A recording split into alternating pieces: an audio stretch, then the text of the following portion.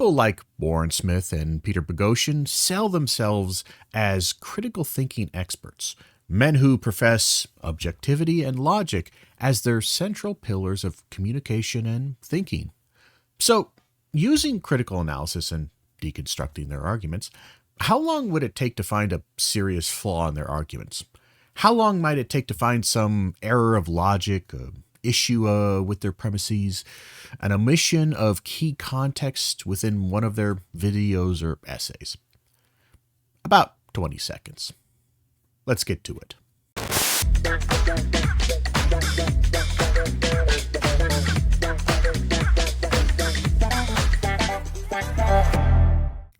Hello everyone, I'm Professor Empty Keyboard, and today we're taking a short look at two figures that I've covered in one way or another in the past.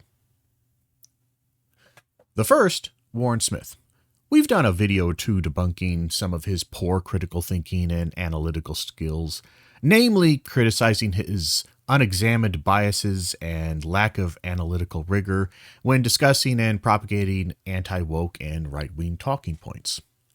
Specifically, one issue I took with Smith was his deliberate falsifications and misinformation regarding the incident that propelled him into fame, the J.K. Rowling transphobia video and Smith's subsequent firing. The second, Peter Boghossian, who I've criticized on Substack over his dishonest academic practices and deliberate misinformation regarding his exploits. Namely, I examined and discussed with multiple other critical academic sources, providing solid evidence for these instances, how Boghossian lied and misled the public regarding his work in the so-called grievance studies affair, wherein Boghossian and others submitted bogus essays to academic journals loosely related to an even more loosely defined grievance studies fields, in an attempt to prove they were more motivated by ideology than truth and rigor. As an aside, if you want more information on Boghossian and the grievance studies affair, several academics have published well-researched and argued essays examining Boghossian's arguments and claims, with the general consensus being that it was a flawed, biased, poorly structured, and deeply unethical effort that exhibited many of the same flaws Boghossian and others projected onto others. It was, to put it bluntly, a deeply unserious trolling attempt that was only convincing to those who already were biased against such fields, had no academic merit, and ultimately was entirely useless for any further study or examination. And Boghossian and others were most likely motivated by a desire for fame and fortune, appealing to an anti-academic right-wing media landscape. To put simply, these two exemplify the new wave of right-wing academic grifters using the anti-intellectual, anti-science sentiments in the current media environment, and it is no surprise that they bounce off each other from time to time. Take, for instance, a recent video of Warren Smith's, in which Smith does his poor man's imitation of critical thinking and dissection of an incident that happened during one of Peter Boghossian's interviews. Like much of Smith's work, there's not actually much to say about his contributions because, quite frankly, Warren Smith never has anything of value to say or add to any of the videos he covers. Now understand, I'm not going to look at this whole video. There's nothing really of value in it, beyond the fact that Smith reveals his bias within 20 seconds, and his whitewashing of Boghossian's extremist rhetoric is revealed with just the most basic of critical thinking. So let's watch how Smith introduces this particular incident. Peter Boghossian was giving a talk when he made a statement about enforcing the border, which triggered the cameraman to walk out of the room. I think the cameraman left. Did that offend you? I think it offended him so deeply he left the room. Are you sure? Yeah, that's why he left. He shook his head and left. So, according to Smith, Boghossian was giving a talk when he made a, quote, statement about enforcing the border, which triggered the cameraman to walk out of the room, end quote. As with all critical thinking processes, let's break down Smith's statement to see the major and minor claims he makes before we make a judgment. By using the neutral term statement, Smith removes any potential emotive elements that could inform the reader, making it sound generic and non-confrontational. He just made a statement. And a statement can range the field of discourse from, quote, I have 2 times in my pocket, to something like, I think people should own slaves. While one might suggest that this is being unbiased and objective, objectivity does not forgo contextual information that is itself objective. A person saying, quote, I want to have sex with that is a relatively neutral statement, kind of uncontroversial. But if in the context that person said this while pointing at a child, omitting that objective content is dishonest. Moreover, this same neutrality is not given to the cameraman, who, though Boghossian does make the claim the man was triggered, there is no evidence beyond them leaving that they were triggered. Triggered is a rhetorically loaded term in modern discourse, often used to discredit points of view that may have an emotional element to them. But again, emotional elements do not equal triggered, nor does it negate the validity of the argument. In the previous scenario, most people of good ethics would be emotionally triggered in a sense by someone expressing a desire to have sex with a child. But that emotional response is valid because the inciting comment was of a particularly vile nature and designed to elicit an emotional response. Finally, good critical thinking would note where Smith chose to start his reference point. He starts it after the cameraman has already walked away and Boghossian calls out to the man. Critically, he does not show what Boghossian said to trigger the cameraman. I will repeat that. He does not show what Boghossian said. Next, Smith summarizes, which honestly, that's about all he ever does, and why I kind of stopped doing videos on him, how Boghossian offered to debate the cameraman. This also sets up the next notion Smith is implicitly trying to say, that Boghossian's offer to debate this cameraman is in good faith. Lacking any context of the preceding comments by Boghossian, this has to be taken at face value because Smith chooses not to show context. He then also summarizes the position of the cameraman as, quote, he does not believe there should be border enforcement. He makes this very clear, end quote. Peter notices and says, hey, somebody give him a mic. Let's have a conversation about it. If you disagreed, I'm more than willing to have a conversation with you about it. I appreciate that. Maybe we could do that at the end of the shoot. I mean, we'll get it on film right now. And this gets very interesting. It's worth taking a look at. The cameraman does not believe there should be border enforcement. He makes this very clear. I've been listening to it for the last 2 hours while you sat there saying nobody ever can present an argument against me. I'm presenting them to you right now. I can use another beer. So you don't think there's a problem with illegal immigration? I think whether immigration is legal or illegal is arbitrary. I think it's safe to describe this as the leftist worldview that believes there are no borders. Immigration is not a valid concern. The real concern that everyone should be worried about is fascism and racism. Now, perhaps I'm hard of hearing, but this is where, even without much context, someone practicing a little critical thinking and analysis will notice that the cameraman never said anything like what Smith described. At best, the cameraman said that the definition of immigration being illegal or legal is somewhat arbitrary, which it is objectively true. No matter how one defines the term arbitrary, it applies to immigration.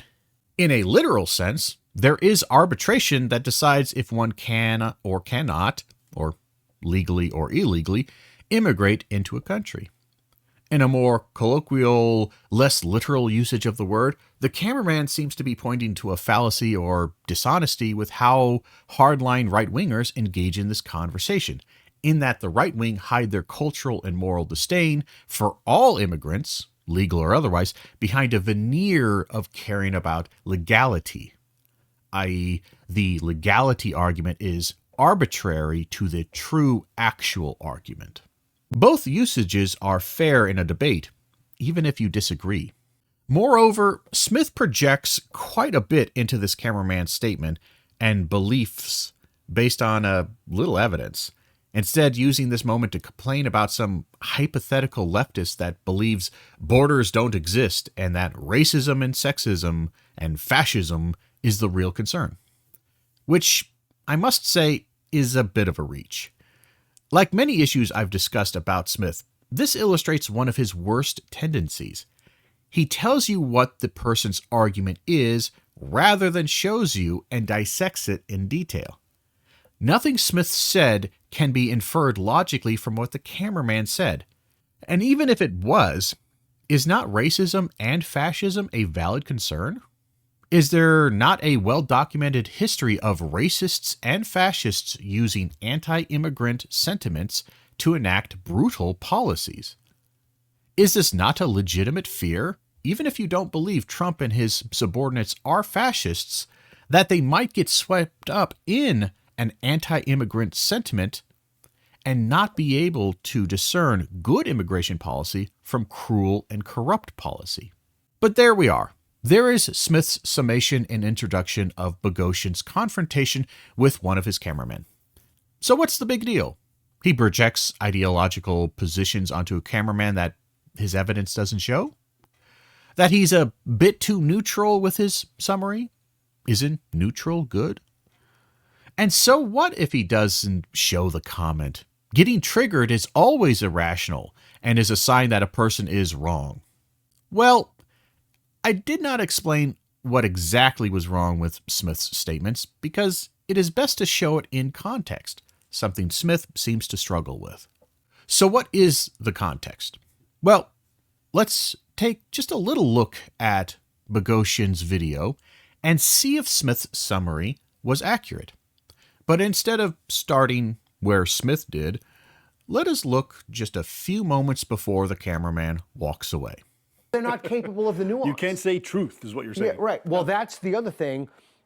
Europe is in this problem because of first principles, because they have failed to be honest. They are not, they are lying. And they continue to lie. And I mean, I don't live there. I mean, what am I supposed to? They've had enough American hegemony. I don't live there. Trump has said they're going to take away NATO. They got problems with the Russians. The Poles have conscription. I mean, we got Europe has a lot of problems. But the first order of business, you need an absolute unconditional moratorium on migration. The second order of business is, I'm going to say this, people are going to lose their shit, but it's true. You have to start shooting people if they attempt to come over the border. Yeah. There's simply no other way to keep people out. No, I actually But agree. if somebody has another way, I'm completely willing to listen to it. I think the cameraman left. Did that offend you? I think it offended him so deeply he left the room. Are you serious? Yeah, that's why he left. So, let's go over what Boghossian's statements actually were. First order, according to Boghossian, there needs to be an absolute unconditional moratorium on all migration. This means no immigration, period. No legal migration, no refugees, no asylum seekers, nothing. This, to put it bluntly, is an extremist viewpoint on how to solve migration. This is very rarely done in most countries and usually only in the most dire of circumstances. While this might be a position one can hold in polite discourse, it is borderline precisely because it is, by its own logic, an extremist response to what most people rightfully would reject because it does not take into account the complexity of such issues. Whether you agree or not, believing that this kind of statement would not evoke any kind of response would be being deliberately obtuse. That is not to say that you cannot make the statement, nor that people should immediately silence you. But it seems both childish and the height of snowflake privilege to even implicitly suggest that this is not staking a position that would cause legitimate emotional response. Second order, according to Boghossian, and I am quoting him verbatim here, quote, I'm going to say this, people are going to lose their shit, but it's true. You have to start shooting people if they attempt to come over the border. Now, before I dive a little into the absolute extremist sentiment of Boghossian's statement, please pay attention. Boghossian, by his own words and rational understanding of the world, knows that this statement is designed to trigger people. We'll get into the legitimacy of such an act, but Boghossian and Warren Smith, who reviewed this moment, cannot avoid one simple logical truth. You cannot complain about a person being triggered. You cannot critique and present them as nutjobs and irrational when the statement is, by your own estimate, such that it will cause emotional distress. You cannot use emotional distress as a delegitimizing factor when you know that this statement would cause such emotional distress. Boghossian knew it before he said it, then tries to act surprised that a person reacted. Now, let us address the elephant in the room. One Warren Smith deliberately edited out from his video to prevent his viewers from seeing. Peter Boghossian just advocated for unrestricted and indiscriminate shooting and killing of anyone trying to cross the border. Men, women, children, people fleeing violent gangs and criminals, professionals with papers and applications, no exemptions, kill them all. Not turn them away, not send them packing, no, kill them, shoot them. It would take far too long to go over all the ways in which this statement and the sentiment and ideology behind it are morally, logically, and procedurally insane and non-functional. But I will note, with a little bit of irony, one thing. Boghossian, like many others in the intellectual dark web, has a pretty strong irrational fear of so-called barbarian cultures and regressive religions coming and ruining the sweet Western liberal civilization. Islam and Muslim countries being currently in vogue now. And they see liberals as being too soft to deal with these barbarians, hence why they now court radical Christian ethno-fascists and the like. But perhaps it's just me, but I can't think of a more perfect example of a regressive, illiberal, anti-Western policy than shooting indiscriminately any infidels that attempt to cross the border into the Holy Land. Boghossian's rhetoric and prescriptions for European immigration and American immigration look exactly like something you might find in regions controlled by ISIS or some genocidal African warlord and such. This is not rational, logical statements made by a rational, serious person. This is, best case scenario, an edgy statement made by a man-child who never grew up from being a 14-year-old edgelord on 4chan. A troll who says wildly radical and offensive statements to piss people off, to make them angry, to trigger them. Either that, or it is the illogical thinking of a radical hate-monger looking to exterminate those he deems unworthy of being considered human. And this, to bring it all back around and to the very beginning of this video, is why I find Smith, Boghossian, and people like them useless at best, dangerous at worst. And it is why I don't believe anyone who wants to practice and develop good, solid, critical thinking skills should trust a single word or an idea that Warren Smith or Peter Boghossian put out. Because, according to them, if you only consumed their content or took their word for it, this cameraman's emotional outburst was illogical and irrational. That it just came out of the blue because he was forced to confront ideas he disagrees with. Just look at how Boghossian wrote about it in his Substack. Beyond the dishonest framework, I cannot imagine writing something so smug and cringy as that. Boghossian loves being a troll and upsetting people more than he loves knowledge, truth, and reason. And it shows. Now, you might argue that I didn't watch the whole video. That's true. And I didn't let them get all their points out. Yeah, that's true. And you know what? I don't care. I can get better argued and reasoned arguments against immigration, critiques against wokeness and identity politics from the literally thousands of essays, books, lectures, theories, philosophies, and academics across the world in every university and college. The great con, Smith, Boghossian, and others like them play on you, the viewer, the lie they tell you, beyond the constant dishonest framework and misinformative rhetoric, is that they are unique dark horses challenging academia. This is simply not true. There is plenty of rhetoric, argument, and essays that cover the same topics and ideas and ideologies that they try to present. It's done better in academia. It simply is. And as to if they are actually dark horses and been kicked out, they are now. And here's the secret why no academic wants to talk with these types. Their arguments suck. They're old and poorly done rehashes of much better academic works still studied and debated to this very day. And Boghossian and others only care about trolling and triggering people and not developing good critical thought. Hell, you want anti-feminist theories and analysis? Marxism has a long history of critiquing feminism. You want some anti-Marxist critiques? Postmodernists have more than their fair share. You want critiques of wokeness and of liberalism and of far left? Plenty to be found in academia. Doesn't take that much time to find them.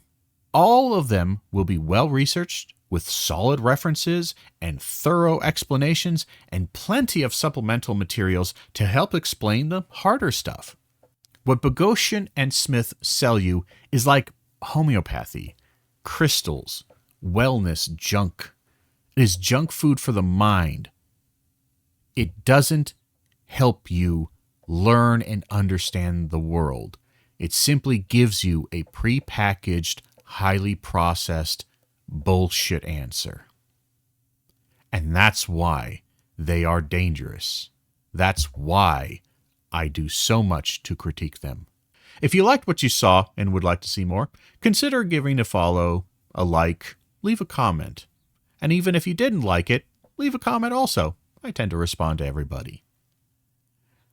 But that is it for now. Thank you all for being here. Thank you for hanging out. And until next time, and as always, I hope you have a good one.